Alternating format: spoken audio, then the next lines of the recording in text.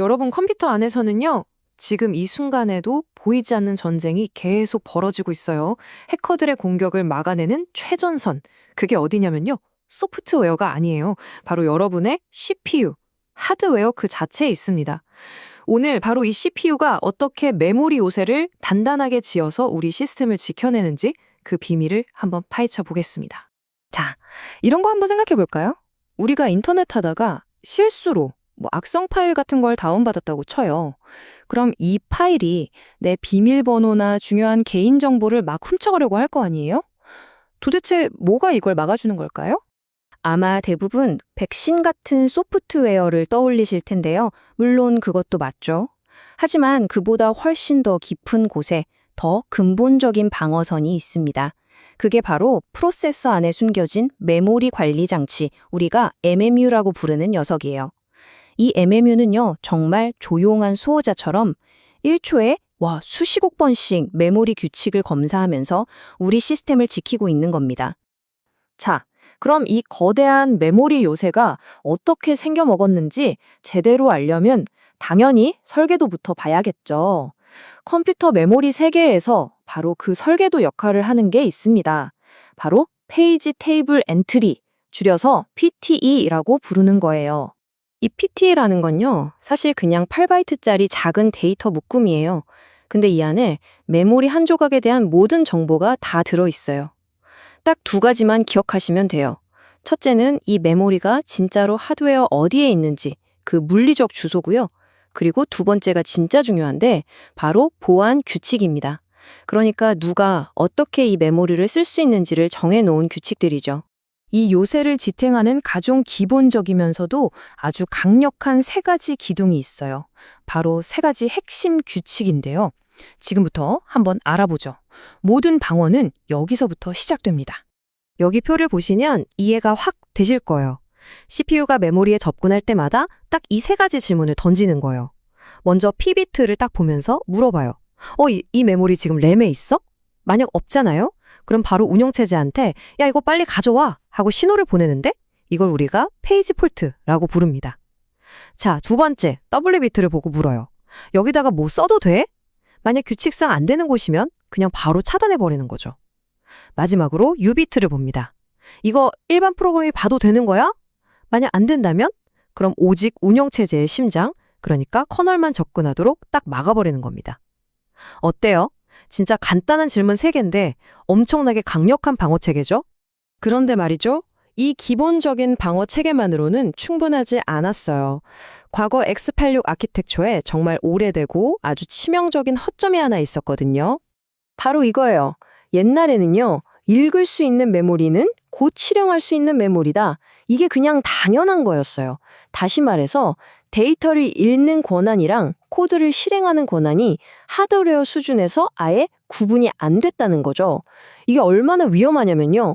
이 허점 하나 때문에 정말 사소한 프로그램 버그 하나가 시스템 전체를 장악하는 고속도로를 열어주는 셈이었습니다. 공격이 어떻게 이루어졌는지 한번 볼까요? 자, 첫 번째, 공격자가 스택 같은 데이터 저장 공간에다가 악성 코드, 그러니까 쉘 코드를 슬쩍 집어넣습니다. 그 다음, 프로그램에 있는 버그를 이용해요. 그래서 데이터가 원래 있어야 할 공간을 넘어서 막 흘러넘치게 만듭니다. 이게 바로 그 유명한 버퍼 오버플로우죠. 마지막이 하이라이트인데 이 넘쳐 흐른 데이터가 프로그램이 다음에 어디로 돌아가야 할지 알려주는 복귀 주소를 덮어 써버리는 거예요. 그럼 어떻게 될까요? CPU는 원래 가야 할 길이 아니라 공격자가 심어놓은 악성 코드를 실행하게 되는 거죠. 말 그대로 시스템의 조종관을 통째로 빼앗기는 겁니다. 이렇게 속수무책으로 당할 수만은 없었겠죠. 이 치명적인 구멍을 막기 위해 정말이지 혁명적인 방어 기술이 등장합니다. 바로 실행 금지라는 개념의 도입이었어요. 그 주인공은 바로 페이지 테이블 엔트리의 63번째 비트 NX 비트입니다. AMD는 Non Execute, 인텔은 Execute Disable이라고 부르는데 이름만 다르지 기능은 똑같아요. 이 비트가 ON으로 켜져 있는 메모리 공간은 여기는 절대 실행하면 안 되는 곳이라고 딱지가 붙는 거예요. 만약에 누가 여기서 코드를 실행하려고 한다? 그럼 CPU가 즉시 어허 하고 하드웨어 차원에서 프로그램을 멈춰버립니다. 이 멋진 NX 비트 덕분에 새로운 보안 정책이 생겨났어요. 바로 WXORX입니다. Write, XOR, Execute의 줄임말인데 XOR이라는 게 둘 중 하나만이라는 뜻이거든요. 그러니까 원칙은 아주 간단해요. 메모리 페이지는 쓰기가 가능하던가 아니면 실행이 가능하던가 둘 중 하나만 해라. 둘 다 되는 건 절대 안 된다. 바로 이겁니다. 이 간단한 원칙 하나가요. 그때까지 존재했던 수많은 공격 기법들을 그냥 하루아침에 싹 다 무용지물로 만들어버렸어요. 정말 보안의 패러다임에 바꾼 혁신이었죠. 실제로 어떻게 적용되는지 보면 더 쉬워요. 예를 들어서 프로그램의 실제 코드, 그러니까 .text 섹션 같은 곳은 당연히 실행이 가능해야겠죠. 대신 쓰기는 못하게 막아둬요. 반대로 프로그램이 사용하는 데이터나 스택 영역은 어떨까요? 여기는 데이터를 읽고 쓸 수는 있어야 하지만 실행될 일은 없잖아요. 그러니까 실행 금지, 즉 NX 비트를 딱 켜두는 겁니다. 이렇게 역할에 따라서 권한을 명확하게 분리하니까 예전처럼 데이터 공간에 악성 코드를 넣어서 실행하는 고전적인 공격이 아예 불가능해진 거죠. 자, 이렇게 방어벽을 세우니까 공격자들도 가만히 있지 않았겠죠? 그들의 다음 타겟은 바로 시스템의 심장부, 가장 강력한 권한을 가진 커널을 직접 속이는 거였습니다. 이 새로운 공격을 막기 위해 등장한 첫 번째 왕실 근위대가 바로 SMEP입니다.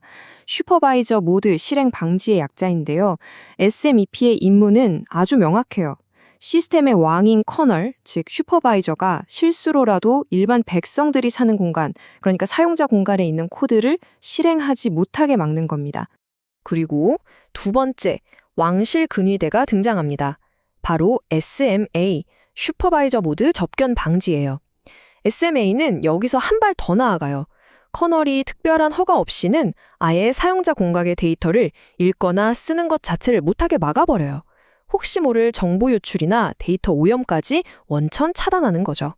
이 둘의 차이 요새 비유로 다시 설명하면 정말 쉬워요. SMFP는 왕, 즉 커널이 외부 스파이, 즉 사용자 코드의 명령을 따르지 못하게 막는 근위대고요. 반면에 SAMFP는 왕이 스파이가 남겨둔 쪽지, 그러니까 사용자 데이터를 실수로라도 엿보지 못하게 막는 근위대인 셈입니다.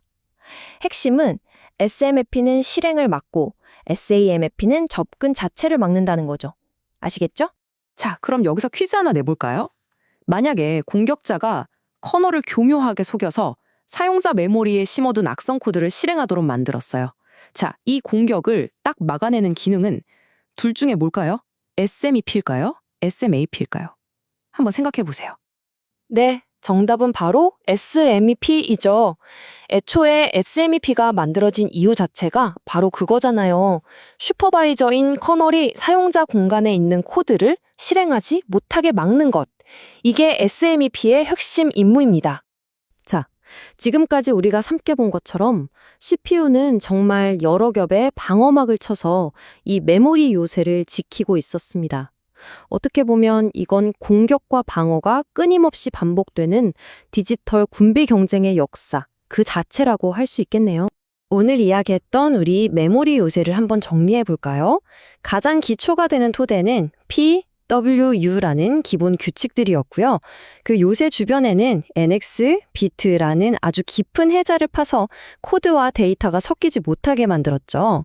성 안에는 SMEP와 SMAPL이라는 든든한 왕실 근위대가 커널을 철통같이 지키고 있고요. 그리고 이 모든 규칙을 단 한 번의 예외도 없이 매 순간 강제하는 최종 집행관, 바로 MMU가 이 요새의 총사령관 역할을 하고 있는 겁니다. 이렇게 보니까 우리의 디지털 요새, 정말 그 어느 때보다 견고해진 것 같죠? 하지만 창과 방패의 싸움은 절대로 멈추지 않습니다. 이 끊임없는 사이버 보안의 군비 경쟁 속에서 과연 다음 공격은 어떤 모습으로 우리의 이 견고한 요새의 문을 두드리게 될까요?